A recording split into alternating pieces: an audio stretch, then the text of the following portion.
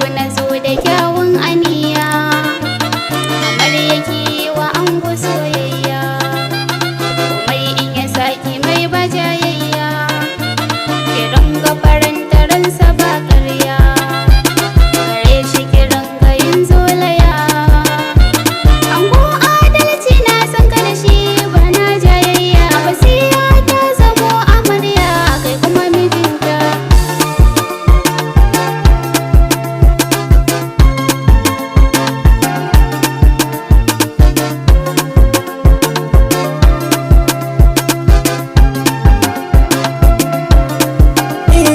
Ango ka rike hannun amaryarka.